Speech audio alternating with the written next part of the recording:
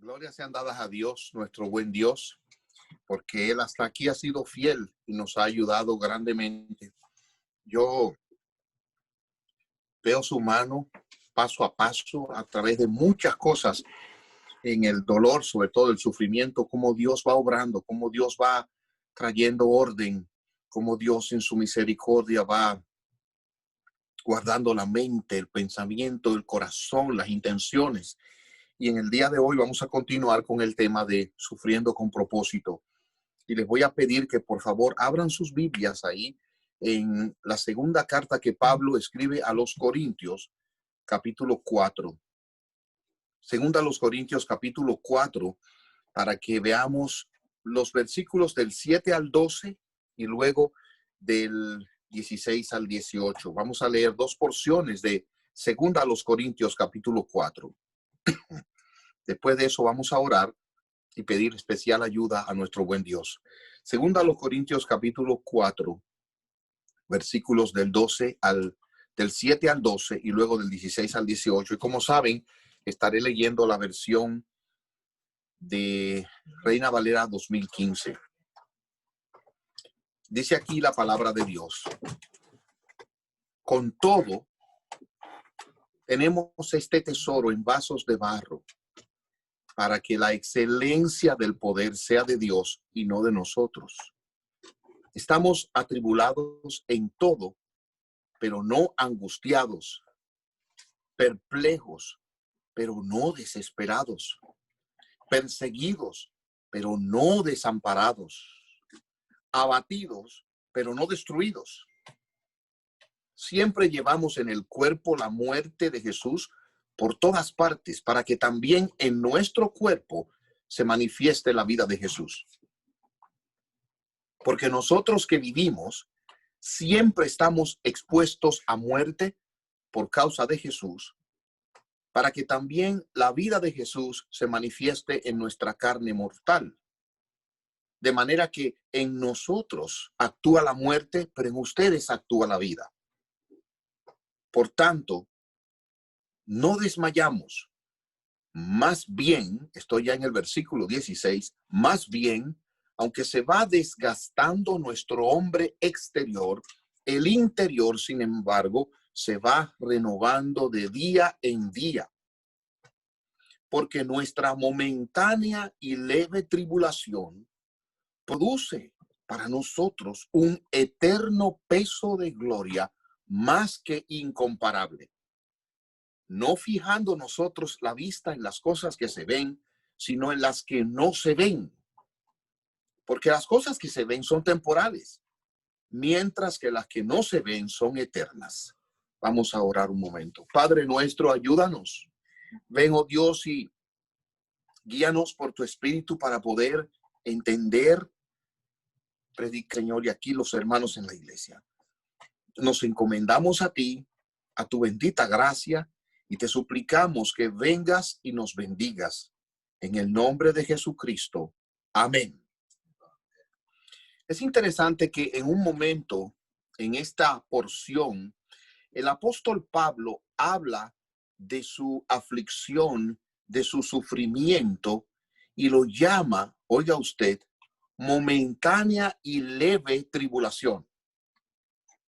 Y alguien pudiera preguntarse, pero ¿cómo momentánea y leve? O sea, eso puede decir Pablo de lo de él, pero él no sabe cuál es mi sufrimiento. Y yo entiendo, cada uno de nosotros ve su sufrimiento de manera particular como el más pesado. Ve su aflicción como la más dura. Ve su dolor como el más intenso, así lo siente. Pero cuando Pablo dice eso, sin menospreciar su sufrimiento, sin menospreciar su dolor, segunda a los Corintios 11, 23, escribe sus sufrimientos, oiga, varias veces. Cárceles, estuvo preso varias veces. Apedreamiento, los de mi nación, que eran enemigos de él. Peligros de los gentiles, que también vinieron contra él. Peligros en la ciudad, en el desierto, en el ayuno, frío, desnudez. Y una soledad extraordinaria vivió Pablo. Además, no sabía lo que estaba diciendo, pero aún él le llamaba a todos estos sufrimientos como algo momentáneo y leve. ¿Por qué? porque él veía algo más. Él podía decir, yo sufro, pero hay algo más con el sufrimiento. Es cierto, dice, yo sé que yo sufro, estoy sufriendo. Yo quiero hablar de eso más, ver nuestro sufrimiento así. No solo admitiendo la realidad del sufrimiento. Yo veo allí tres cosas. Una identidad de parte de Pablo, una identidad. En segundo lugar, una inclusión, es decir, Pablo está incluyendo en su perspectiva, en su cosmovisión, en su definición del sufrimiento, él está incluyendo algo más. Y en tercer lugar, una inclinación. Pablo se inclinaba a ver las cosas que no se ven con los ojos, las que son eternas. Primero, una identidad, cómo él se veía a sí mismo y su vida, y qué beneficio hay detrás de eso. En segundo lugar, una inclusión. Él en su perspectiva decía, sí, esto es verdad, pero hay que incluir otra cosa. Y finalmente, una inclinación, hacia dónde le inclinaba su corazón. Un gran ejemplo. Veamos una identidad aquí en el pasaje. Miren el versículo 7 y mantengan ahí su Biblia. Vamos a estar volviendo una y otra vez al pasaje. Él dice, con todo, y esa palabra con todo nos une a los versículos que la preceden. Con todo, tenemos este tesoro, oiga, en vasos de barro, para que la excelencia del poder sea de Dios y no de nosotros. Pablo está diciendo algo aquí que si usted no ve lo anterior, puede que no entienda de una vez. Él dice, tenemos este tesoro. Es algo que él tiene, posee, como todo cristiano, en vasos de barro. Un tesoro en vasos de barro. ¿De qué está hablando él? Noten el versículo 5. Él dice, porque no nos predicamos a nosotros mismos, sino a Cristo Jesús como Señor, y a nosotros como siervos de ustedes. O sea, fíjense que él ve su vida en función de servir a otros por causa de Jesús. Porque el Dios que dijo, la luz resplandecerá de las tinieblas, es el que ha resplandecido en nuestro corazón para iluminación del conocimiento de la gloria de Dios en el rostro de Jesucristo.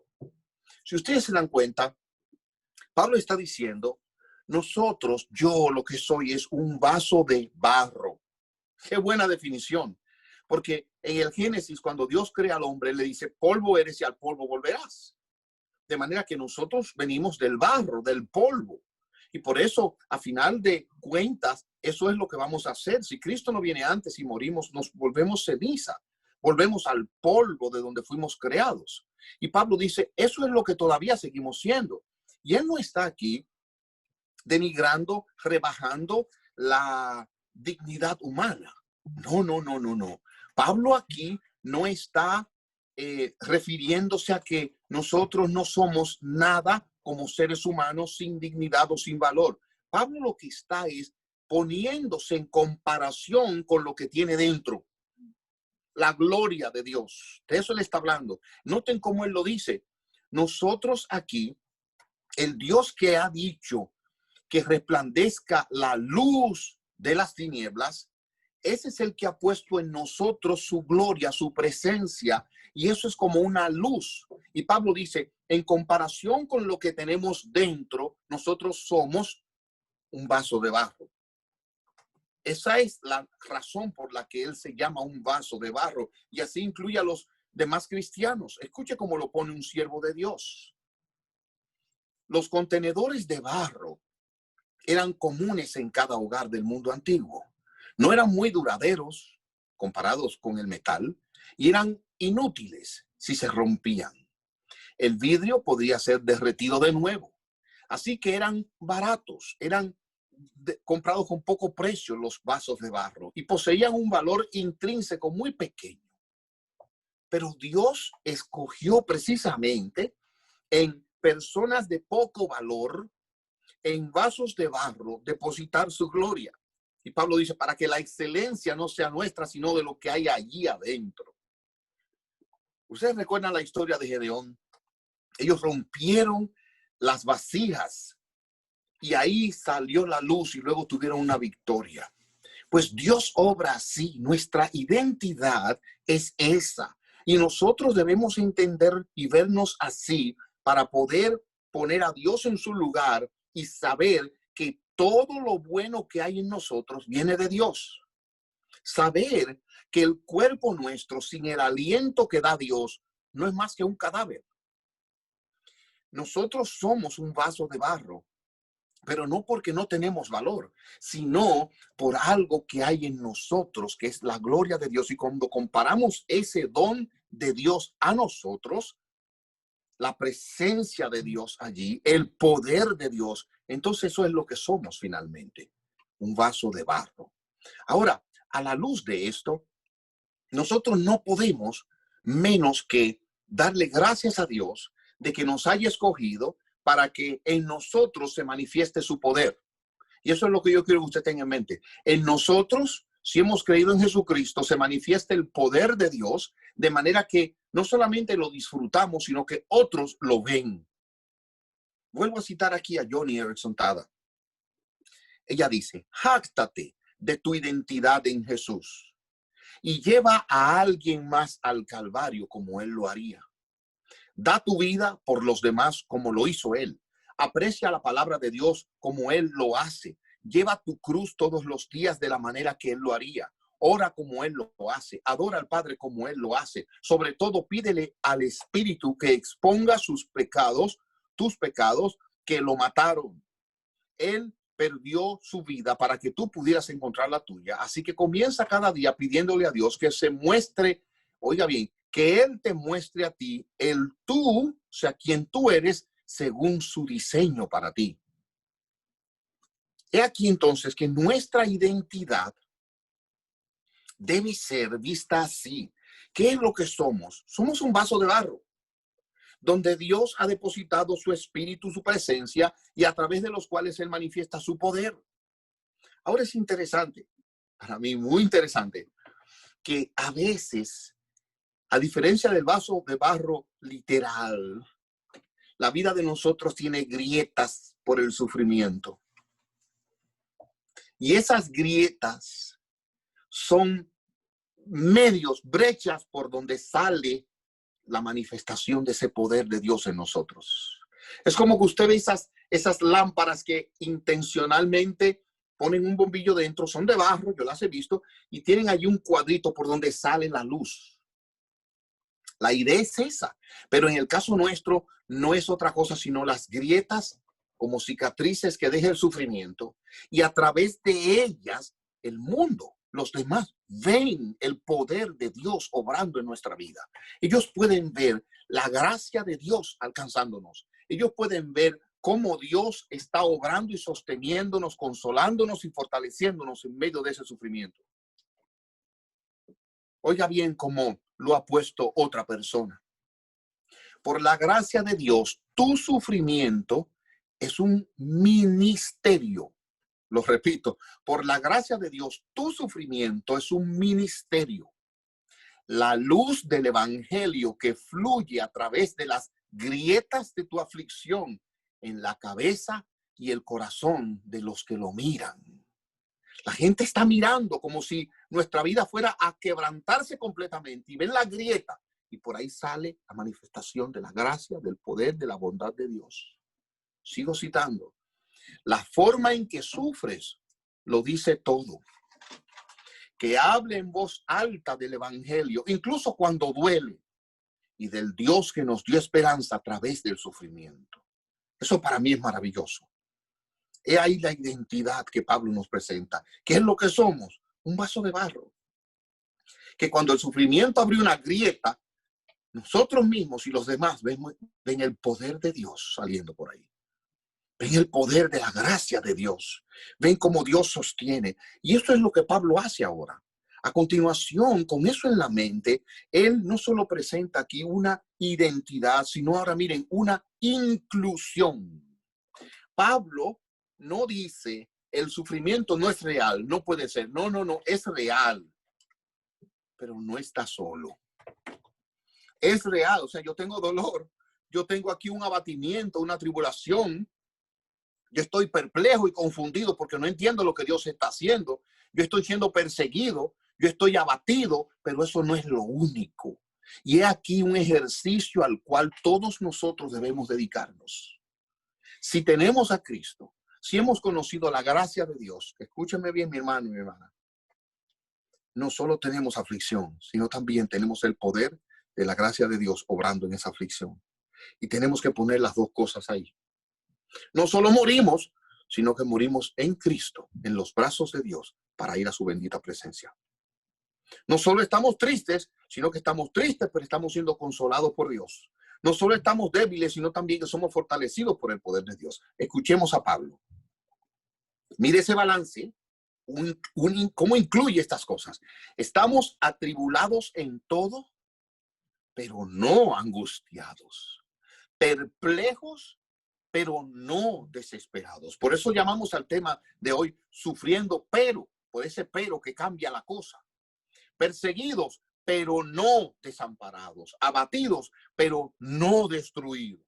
Y quiero que vean cómo Pablo insiste en ese balance en todo el pasaje. Siempre llevamos en el cuerpo la muerte de Jesús. ¿Ven? Llevamos la muerte por todas partes para que también en nuestro cuerpo se manifieste la vida de Jesús. ¿Ven? Llevamos la muerte, pero también la vida de Jesús.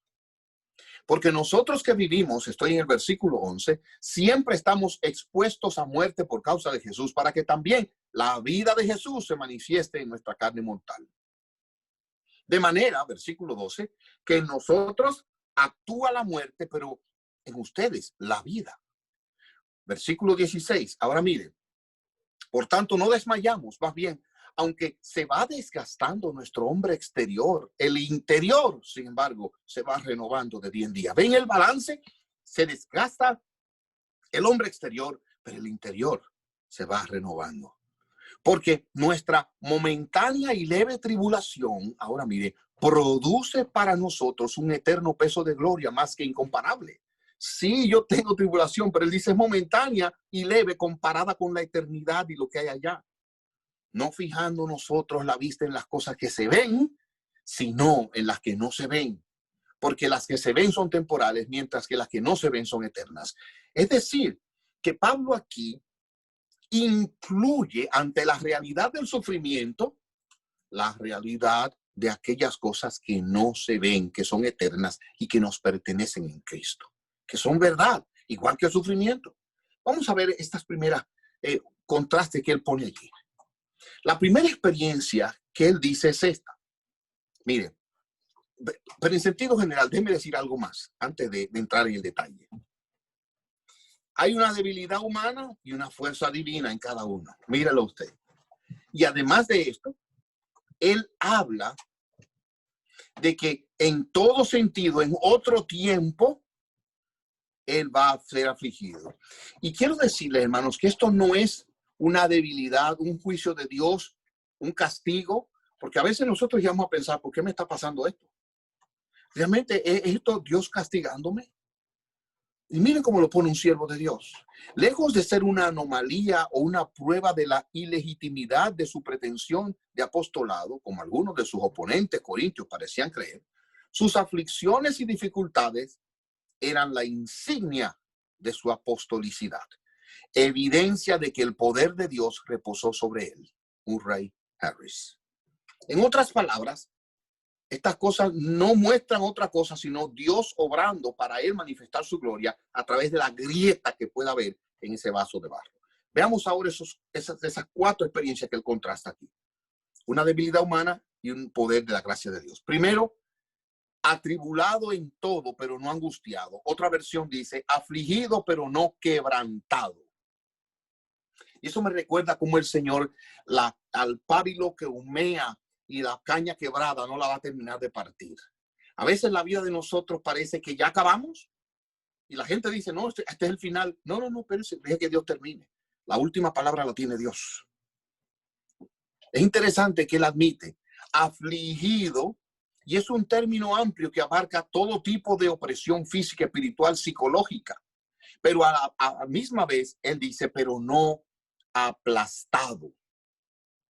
Es decir, yo sigo teniendo esperanza aunque esté afligido. Y bendito sea nuestro Dios, que siempre nos da esperanza. Siempre. En segundo lugar, perplejo pero no desesperado. Perplejo pero no desesperado. He aquí como lo dice un comentarista, perdido, pero no completamente desconcertado. Y se lo voy a explicar a qué me refiero. Hermanos, cuando a usted le llega una aflicción y le viene ese golpe, ese cantazo, ese anuncio de cáncer, ese anuncio de que un ser querido murió, esa situación de que perdió el empleo, esa situación de una quiebra financiera, cuando le llega el impacto del anuncio de cualquier enfermedad o mal de esta vida, oiga bien, eso es como en boxeo, le dan un knockdown, lo tumban, ¡bum! Pero todavía sigue despierto. Allí le cuentan y se levanta otra vez. Pero él dice, fue así, pero no un knockout. El knockout es que usted le dan y pierde conocimiento. Nunca llegamos ahí. Y oigan qué consiste eso. Cuando a veces nos golpea la providencia, usted siente el tambaleo y usted dice, yo no entiendo lo que está pasando, pero entiendo que hay un Dios que controla esto y lo hará para su gloria y para mi bien. ¿Usted ve la situación? Yo no entiendo esto. Yo no sé por qué me viene esto. Estoy perplejo, pero no desesperado. Yo tengo esperanza en Dios. Yo sé en las manos de quién estoy y para dónde Él lleva esto, aunque yo no entienda lo que me está pasando. Otro comentarista dice, aunque a menudo sin explicación o respuesta que explicara lo que soportó, nunca sintió que no hubiera ningún propósito. Dios siempre tiene una razón para permitir o incluso ordenar tal sufrimiento, aunque es posible que tengamos más que esperar hasta el cielo para descubrirlo. En otras palabras, hay ocasiones en que usted nunca lo va a saber en esta vida. Quizás lo sabrá ya, pero usted sabe que Dios sabe lo que está haciendo. En tercer lugar, perseguidos pero no desamparados. Y eso me gusta como lo pone otra versión, perseguido pero no abandonado. Seguramente él tiene en mente ser perseguido por los hombres, pero Dios nunca lo abandonó. Y aquí la idea y la palabra usada como desamparado es la que Jesús gritó en la cruz. Dios mío, ¿por qué me has desamparado? En Marcos 15:34.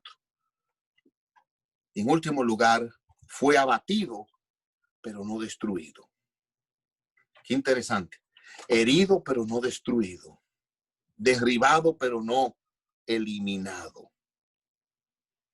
Cada uno de estos pares de palabras está diseñado para ilustrar de la manera más vívida posible la fragilidad de Pablo como una vasija de barro y su absoluta dependencia de la excelencia superlativa y el abundante suministro del poder de Dios. Pablo dice, ¿qué es lo que yo soy? Una vasija de barro, pero mi Dios es el Todopoderoso, para el cual no hay nada imposible, en cuyas manos estoy.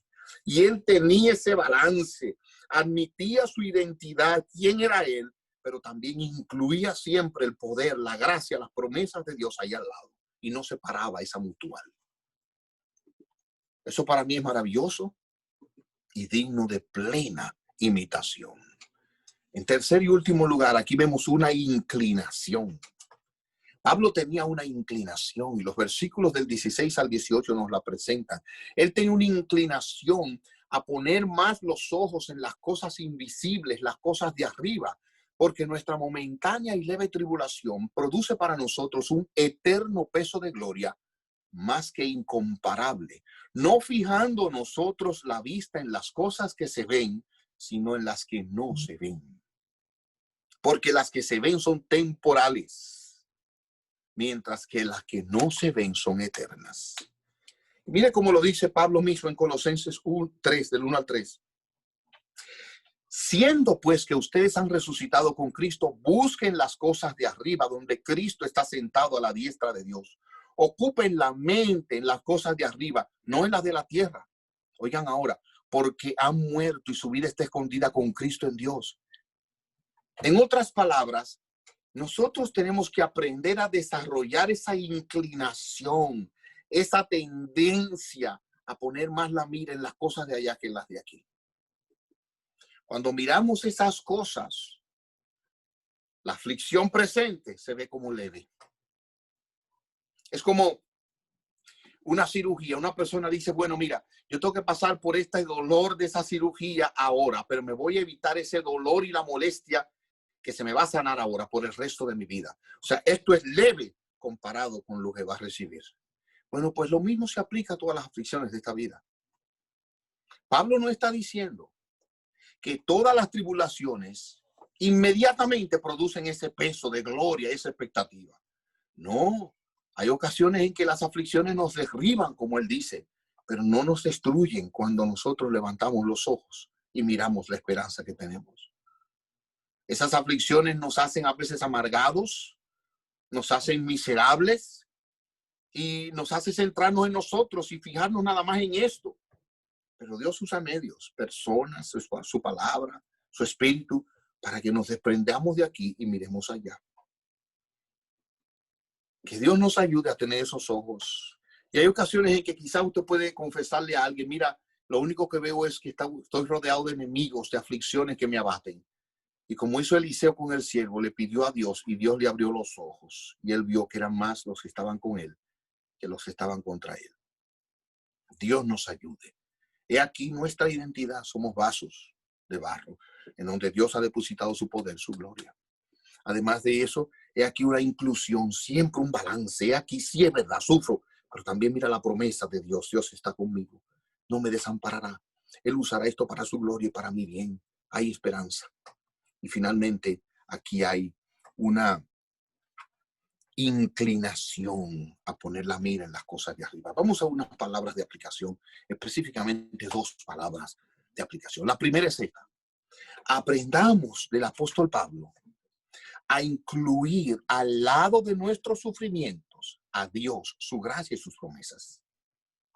No importa cuál sea el dolor, no importa cuál sea el sufrimiento, incluyamos a Dios, su gracia y sus promesas. ¿Usted le viene el pensamiento de algún dolor? ¿A usted le viene el pensamiento de alguna aflicción? ¿A usted le viene la sensación de dolor en su corazón? Incluye a Dios, el plan de Dios, la soberanía de Dios, la misericordia de Dios, las promesas de Dios, la compañía de Dios. No saque a Dios del cuadro. Algunas personas, desgraciadamente y de manera desatinada, sacan a Dios. Y de hecho, se rebelan contra Dios porque no pueden entender cómo Dios puede compaginarse con su sufrimiento. Pero nunca se olvide que ese fue el mismo Dios que entregó a su Hijo en la cruz para que usted y yo nos relacionemos con Él. Él es el único camino y para que usted y yo tengamos perdón de pecados. Jesús fue castigado para que usted no sea castigado si cree en Él. Jesús vivió, se humilló y vivió una vida perfecta aquí en la tierra para sustituirla por la suya y usted sea justificado, declarado justo, perfecto delante de Dios por la fe. Incluya a Dios en el cuadro, incluya su plan, su voluntad. Nada escapa a eso y siempre su voluntad y su plan es mejor que el nuestro. Por eso nosotros no debemos dejar de admitir el mal y no debemos dejar de admitir el dolor. En Jeremías 5:3 dice, los azotaste y no les dolió. O sea, Dios azota, Dios disciplina a los hijos que ama. Y la palabra de Dios nos enseña en Job, como él dijo, Jehová dio, Jehová quitó, recibiremos el bien y no el mal. Dios trae circunstancias aflictivas y no podemos sacar a Dios de eso. Y miren, ahora mismo el mundo está viviendo la situación que todos sabemos de esta pandemia. No saque a Dios del cuadro. Y cuando las autoridades le dicen a la iglesia, no salgan o no se reúnan como tal, no lo vea como una opresión, ve el cuidado paternal y amoroso de Dios para la iglesia, para preservarles. ¿Qué sería de nosotros si medio pueblo, por simple, cantando juntos en un lugar cerrado, se contagia y se muere la mitad? O sea, es un dolor y una aflicción. Entonces no seamos simples, incluyamos a Dios en la fórmula de todo lo que nos rodea, porque Él es soberano y Él está pendiente. Él está involucrado, guiando, gobernando. Él reina. En toda circunstancia aflictiva por la que pasemos, aún sea el valle de sombra de muerte, Dios está con nosotros.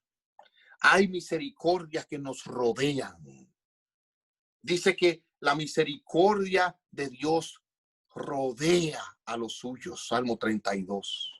La tierra está llena de la misericordia de Dios. Salmo 33. La misericordia de Dios es continua. Salmo 52. Él es bueno, perdonador y grande misericordia para los que le invocan. Salmo 86. Y el Salmo 103 dice que Él es quien nos corona de favores y misericordias. Ha engrandecido su nombre sobre nosotros. Salmo 117. Y Lamentaciones 3, ustedes se lo saben. Nuevas son cada mañana sus misericordias. Entonces Dios no cambia. Él es bueno y sigue siendo así a pesar del sufrimiento en que nos encontramos. Pero Él usa ese sufrimiento, entre otras cosas, para que de esa grieta en la vasija rota salga la gloria y los hombres que nos están mirando puedan ver que hay Dios, que es poderoso, misericordioso, bueno, consolador, que Él es la esperanza de su pueblo. El Señor nos ayude a desarrollar esa mente.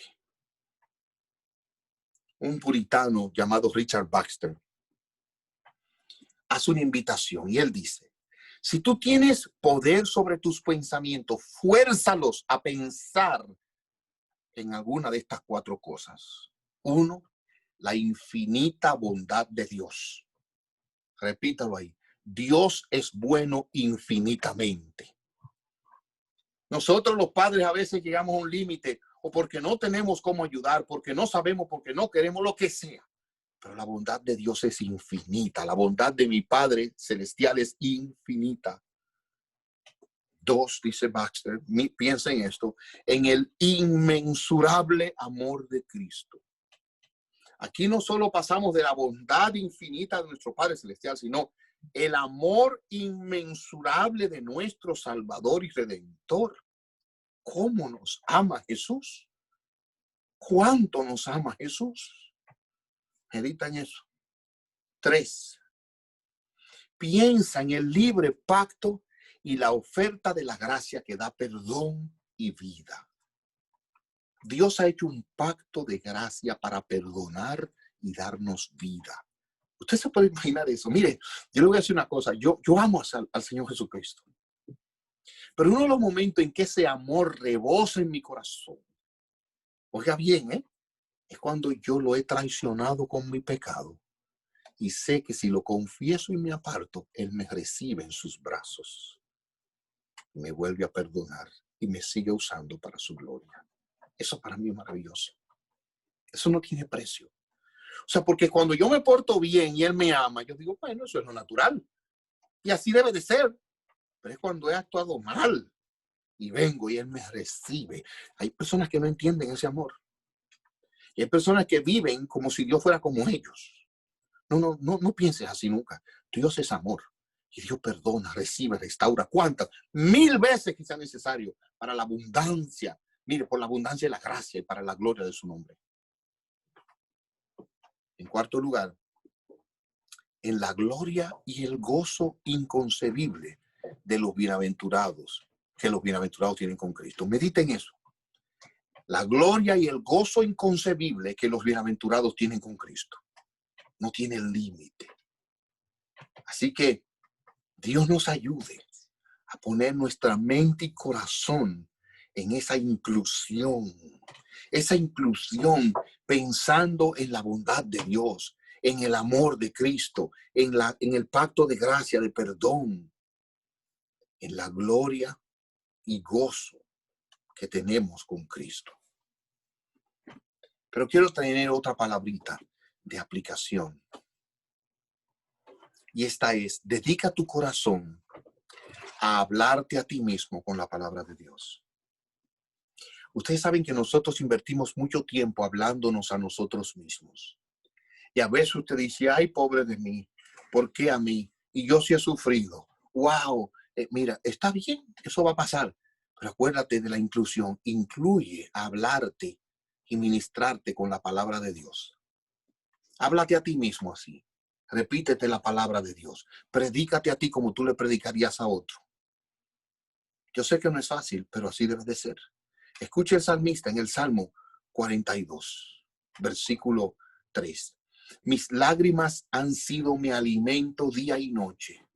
O sea, él estaba sufriendo y llorando de día y de noche. Y cuando dice, han sido mi alimento, en otras palabras estaba diciendo que estaba ayunando por su tristeza también.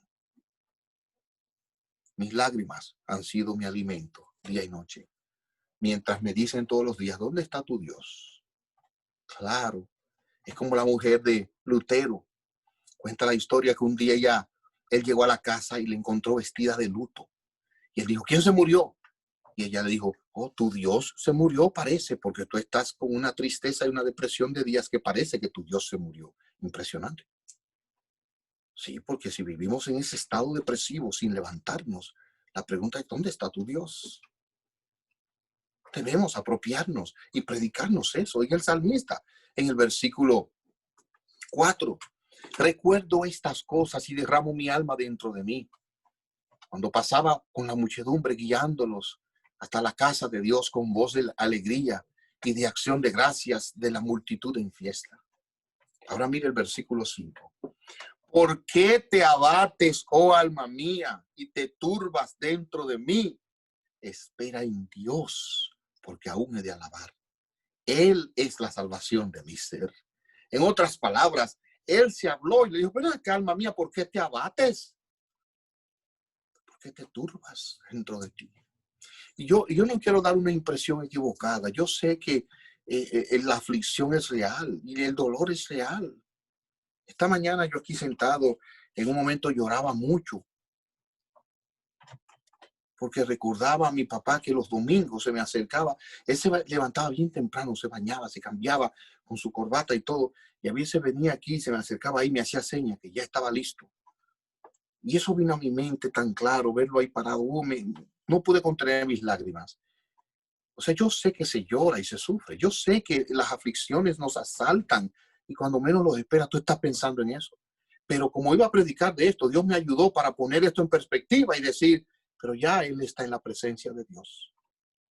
Él está cara a cara con su Salvador, con seres amados, mamá y demás, y allá está sano, completo. Y eso moderó mi tristeza. No la va a quitar, pero le va a dar un balance. Me va a ayudar a ver el cuadro completo y a ser restaurado y consolado. Haz lo mismo en tu tristeza. John Newton hacía una comparación. Mientras leía e investigaba para este mensaje, me encontré con esta anécdota de él. Él hacía una comparación y él comparaba a los fieles cristianos que sufrían con la zarza ardiente, aquel arbusto que vio Moisés en el Éxodo, ¿recuerdan? Y allí él escribe, Tony Reinke es quien escribe esto de John Newton, está tomando algo de la vida de él, algo que él escribió. Y oigan a John Newton, qué interesante, cómo todo lo que he dicho se puede resumir aquí perfectamente. Oiga que él dice, algunos cristianos están llamados a soportar una cantidad desproporcionada de sufrimiento. Tales cristianos son un espectáculo de gracia para la iglesia, como arbustos en las llamas, sin consumir. Y nos hacen preguntar como Moisés, ¿por qué no se quema esta zarza? La fuerza y la estabilidad de estos creyentes solo pueden explicarse por el milagro de la gracia sustentadora de Dios.